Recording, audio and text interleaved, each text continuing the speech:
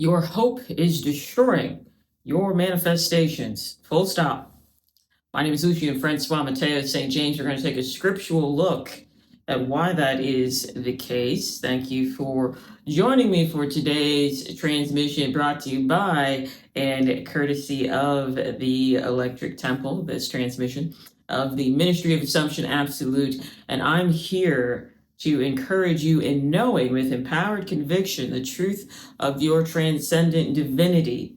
And as a disclaimer, although we will be using some of the redacted, edited, mishmash greatest hits text of the ancients, known as, or one of those texts being known as the Bible. This is not a Christian worldview. This message is not intended for Christians. If that's your faith, awesome. Love that for you. You will not be, you're not going to really like anything I have to say. So this video is not for you.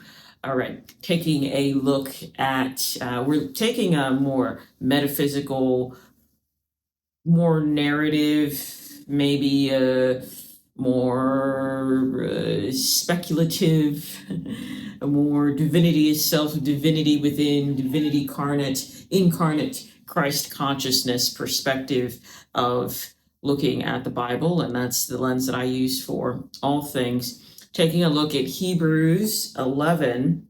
Now, faith is the substance of all things hoped for and the evidence of that which is not seen. Or if I think certain, that's the King James translation. There's certain translations that interchange substance with confidence or assuredness, and they all get at the same point. Now, Hebrews being an epistle or being a letter that is supposedly written, allegedly written by Paul, which that doesn't really matter. But Hebrews 11 specifically talks about all of these different Old Testament biblical heroes, again, kind of that greatest hits type of thing, of people that trusted God. Now, God then being a definition of God being the presence which animates all things, the presence of source consciousness that cannot be separated by anything here on this earth, the indivisible, the unified, the ultimate, the total, the absolute. That is why I feel confident saying I'm God and you are God and everybody here is divinity incarnate, because we are already whole. We are already comprised as individual expressions of the total, of the all, of the nameless, of the of the shameless, of the nameless, of the shameless, of the shapeless, of the absolute. That's you. You are the all that is. However, we're not experiencing all that is. We are experiencing the state of our energy. We are experiencing the truth of what we've accepted our I am to be. But your I am, if we talk about what your I am is your God. Your I am is all things. However, then when we attach to, like, I am Lucian, we then select a state of specificity. We selected then a state of separation that we are applying to the ego 3D body self that then defines our experience. But your I am is shapeless, is formless, is the all that is. All you're ever experiencing is your God consciousness that has selected by modes of what you choose to tune your awareness to different versions of reality, because all versions are present and all versions are possible. But back to Hebrews 11, there's this description of all of these different people that trusted God and that they then received different, whether it was different enemies that they beat, different situations that they escaped from, different promises that in no rational, logical sense of the word seemed as though those promises would be fulfilled. It talks about how in faith in God, their faith in God, it wasn't their faith in the situation. It wasn't their faith in their limitations. It wasn't their faith in the apparent appearances of circumstance. It was their faith in God that allowed them to materialize, essentially, their wish fulfilled. It wasn't it had nothing to do with the circumstance. It had everything to do with their understanding of who God is. But again, we're talking about the God as self, as the presence which animates all things, the presence that can be separated from no thing that is here. So it was their trust in that God, in that omniscient, nameless, shameless, shapeless, formless presence, in the truth of that allowed them to experience their favorable outcome. So this is why hope is ruining your manifestation. Because when you are hoping for something, you are, if we look at faith, is the substance of everything that is hoped for and is the evidence of all things that are not seen. All right, well, if you're hoping for something, what you're saying, and this is really the state that most of us are in, this is what a lot of organizational religion teaches us, is to hope for things, to wish for things. If you're hoping for something, you're saying, I don't believe it. I have not seen it yet. And this is where a lot of us also are really creating challenges in our lives as conscious creators, because we are more invested in the lack and the absence, the truth of the lack and the absence of that thing, because we're basing our beliefs on that which is seen. And when it's not seen, it's not believed. And when it's not believed, there's no, well, I wouldn't say there's no energy there. There's energy there in the state of the direction of, I don't have what I want. So I'm experiencing the energy of lack, of abandonment, of unworthiness, of fear, of frustration. I was going to say there's no energy there. No, there's plenty of energy there, but it's energy there that is conducive to the continued lack of that thing. So when you're hoping for something, you're saying it is not here now, but I hope that it will be here at some distant point in time. Okay, well, if your state of I am thinks that it is not here, then is experiencing is in emotional resonance with the fact that it is not here,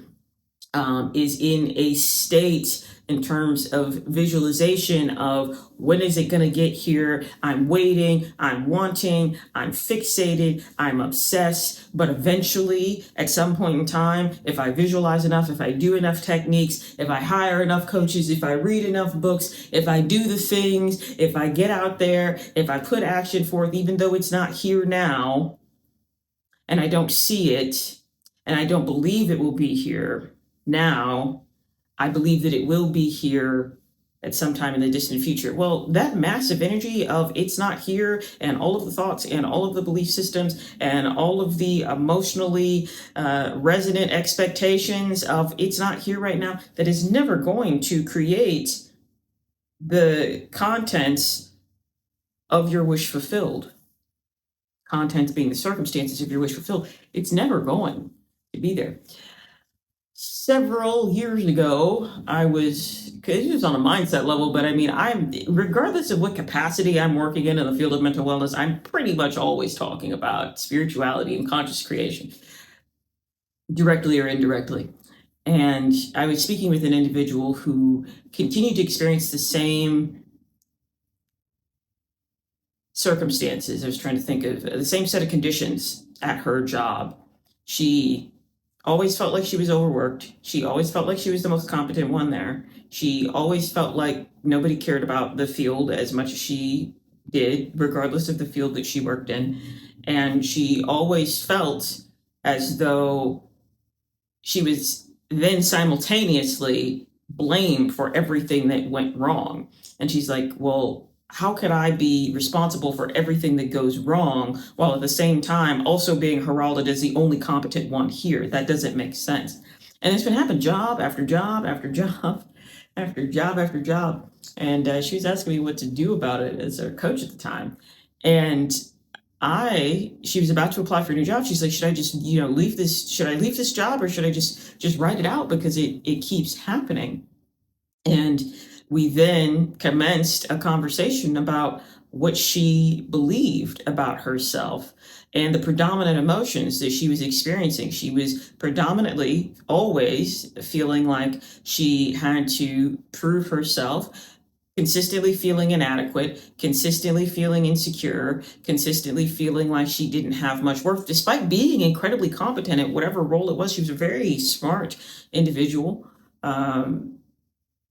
very skilled, very easy to pick up different skills at different points in time, could switch career fields at any point in time and become proficient at it, usually become the most proficient one at wherever it was she was working.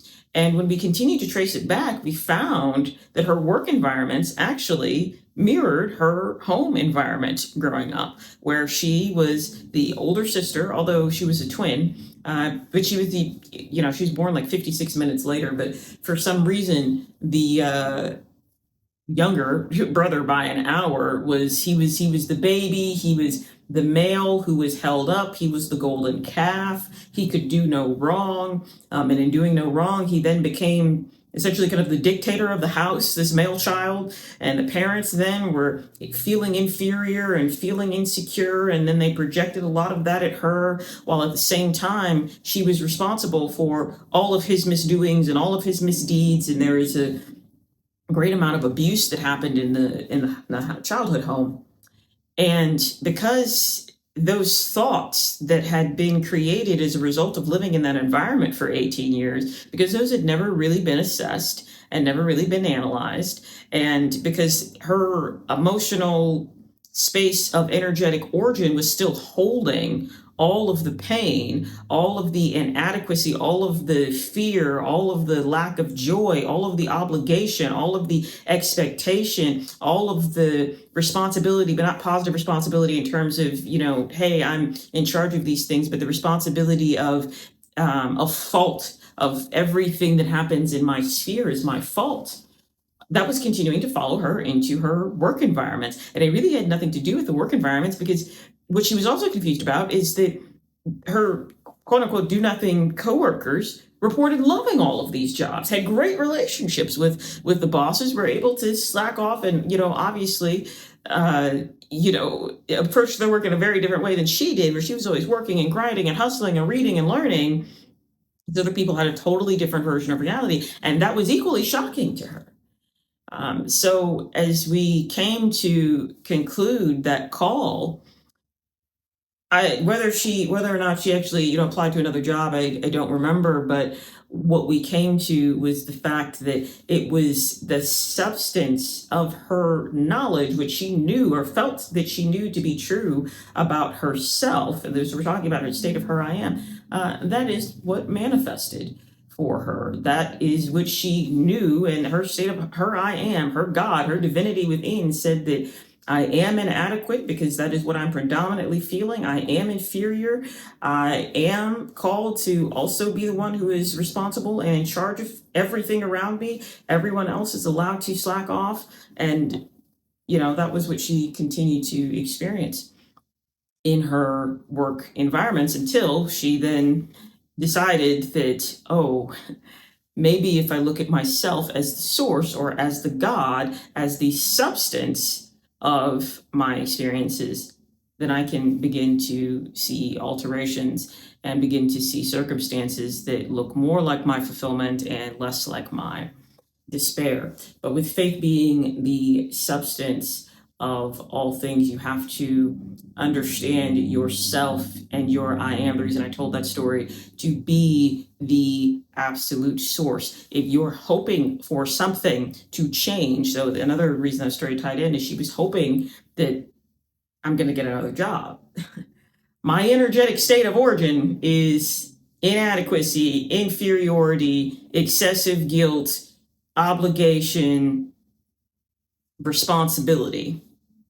But I hope this thing over there doesn't look like that. It cannot, it cannot, and it will not function that way. Ancient texts tell us about this, that faith is the substance. So we're talking about faith, we're talking about knowing. We're not talking about belief. We're not talking about, it even contradicts that within the statement that, and that's just the King James Version, but faith is the substance of all things hoped for, so that you what you declare to be true, and not just in thoughts, not just in scripting, but in knowing. Do you know yourself to be the source of the substance of all things that you would hope for. If we're looking for hope, we're in a state of believing that this thing is not possible for us because the ego hopes.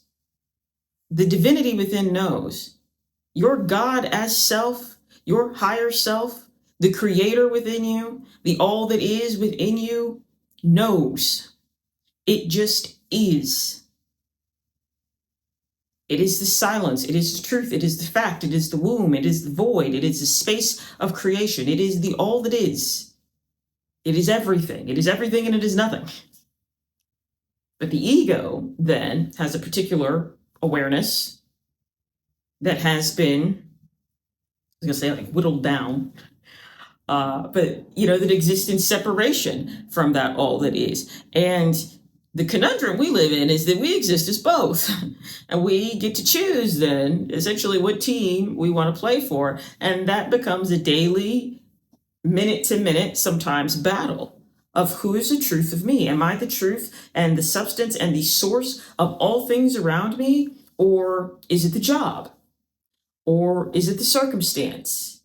Or is it maybe it'll get better when? And the evidence of all things unseen. You have to be that evidence. You cannot wait for the evidence to appear. If you're waiting for the evidence to appear, if you're waiting for the better job, it's never going to come. If you're in a state of waiting, you're saying that it is not here. You've not understood yourself to be the source. You have no faith, meaning knowing. I translate that to knowing, but you have no knowing, no faith, and the essence and origin of self. You are the I am. And then anything else we attach after that then is a selecting a particular experience. And that particular experience then has to align with a state of emotional resonance. Because you can't feel, for instance, anxious about money all the time and then be affirming with your beliefs, I am wealthy. Because what does wealth feel like? Well, wealth feels like completion. Wealth feels, maybe not, I don't love that. I that's how I define it.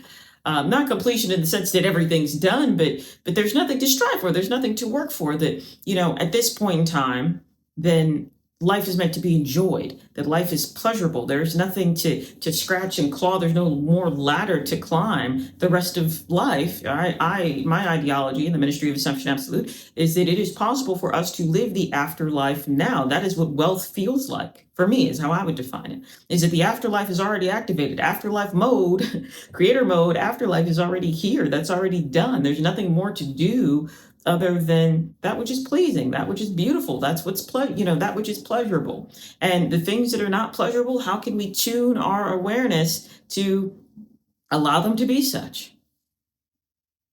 And that doesn't mean that you have to walk around being happy all the time, but if you're working a job where you're striving and nothing else is going very well and the bills are always due and the kids always need new shoes and everything just feels like crap, well, do you have a belief system that aligns with the fact that everything feels like crap?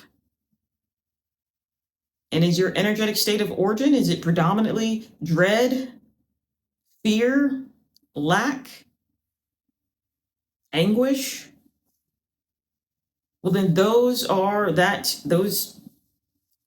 set of emotions and the truth of those set of emotions that lead to a belief system, that's what you've got faith in. So then we hope, as humans, is the ego 3D, then we hope it will get better later. It will never get better later. You are the faith. You are the evidence. You have to be the state of your knowing. You are the evidence of all things not seen. And it's understanding yourself that there is total and absolute truth in that. I think it's Hebrews 13. I will pull it up because I don't remember exactly what it is offhand, but the wording is very interesting.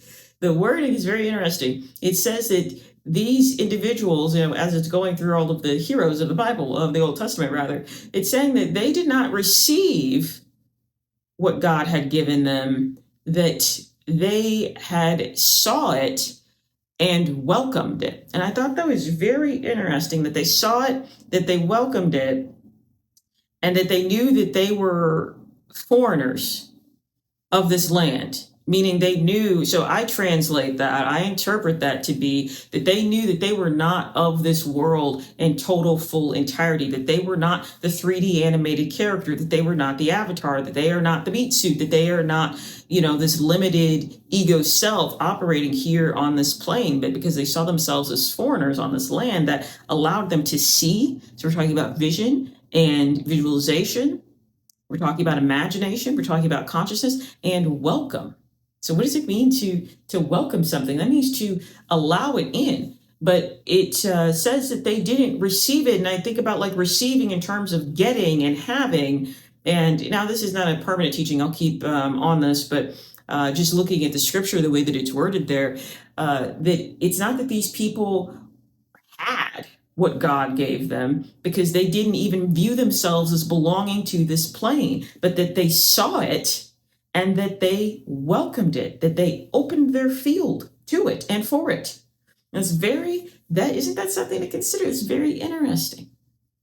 Are you in a state of welcoming in? You've got a closed door to a healthy relationship if you're always wondering where the relationship is, or if you're constantly trying to change the people around you, or furthermore, if you have a negative relationship with yourself.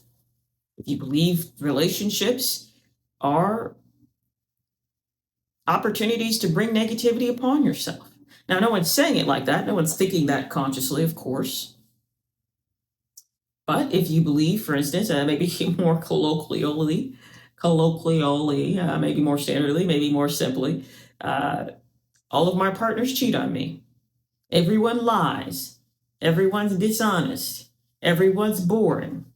Every partner I've had, they're always on their phone.